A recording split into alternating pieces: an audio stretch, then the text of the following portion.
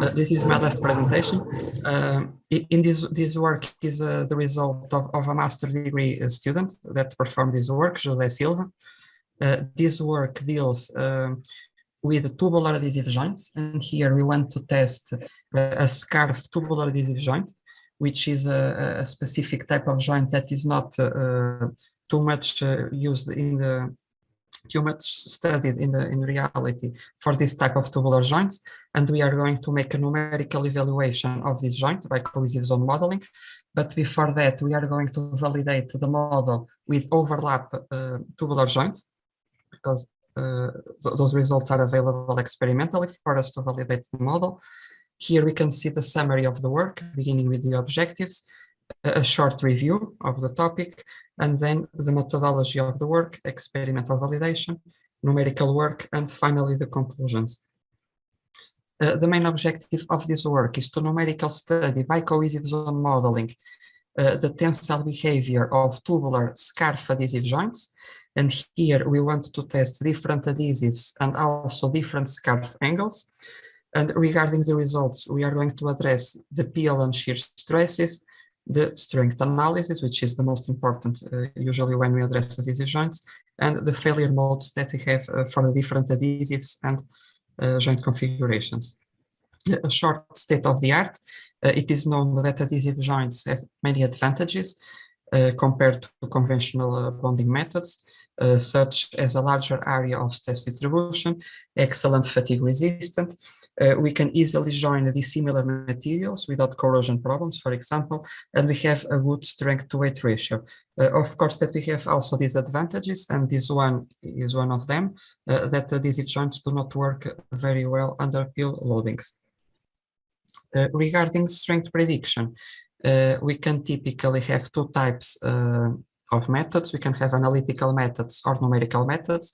Analytical methods have some limitations regarding the simplifying assumptions to determine the solution. So it is hard to account for nonlinearities for the plastic behavior of the adhesives and the adhesive, but we can have some predictions that in some cases can be good. To overcome these limitations, we can use numerical methods, and between the numerical methods, cohesive zone models are a method that is widely used and validated. So it is the method that we chose in this work to address the scarf joints under tubular configuration. Here we can see the geometries of the joints. In this figure, we can see the validation geometry. So this is an overlap tubular joint that we use to validate with experimental results. And then we perform a numerical study with scarf adhesive joints in which the tubes are concentric, and we have a scarf joint between both tubes. The adhesives that we used in this work are the same that in the previous one, the brittle AV138 with small fracture toughness, as you can see here, and the ductile epoxy 2015 and the ductile polyurethane 7752. In the numerical work, we are going to use the Abacus software version 6.17 with its embedded CCM module, and we are going to use an axisymmetric analysis so that we can save on computational resources without compromising the accuracy of the results, because this is an axisymmetric problem. Here we can see the numerical analysis conditions regarding the partitions that were created for the overlap joint and for the scarf joint.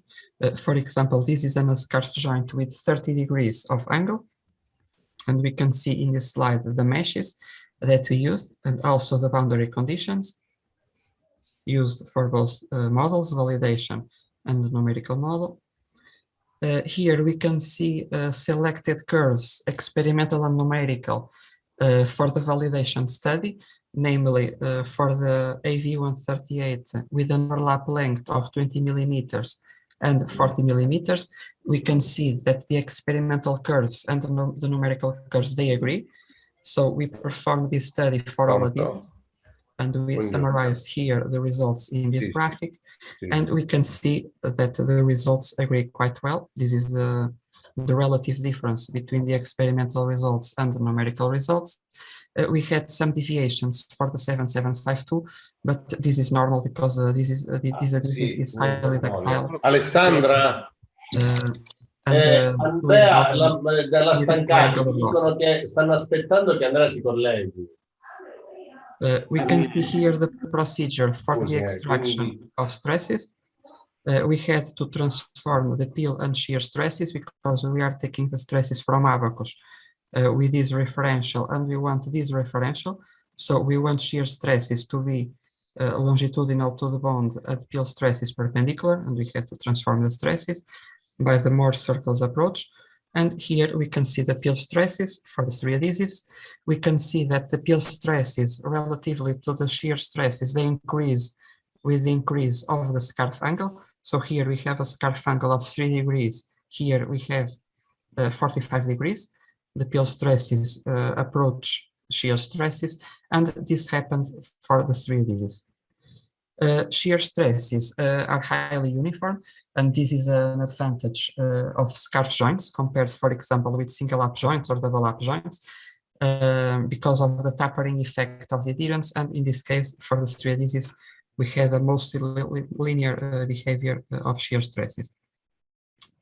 For the strength prediction, we began by plotting the P delta curves, and we can see that the strength increases as we reduce the scarf angle. So this is 45 degrees, this is 3.43. For a few cases, we had plasticization of the tubes, in this case and in this case. So here we had the strength of the joints limited by the adherents, not the adhesives. And here in this graphic, we can see the summary of the results. So we have a nearly exponential increase of the strength as we reduce the scarf angle, and this occurred for the 3 adhesives, and the best results were always found for the brittle adhesive. This is not very common, but this is because this adhesive is very strong, although very brittle, and since stresses are mostly uniform, under this particular configuration, we had better results for the brittle adhesive. Here we can see some example of failure modes. Here we can see the plasticization of adherence for the joint with a scarf angle of 3 degrees.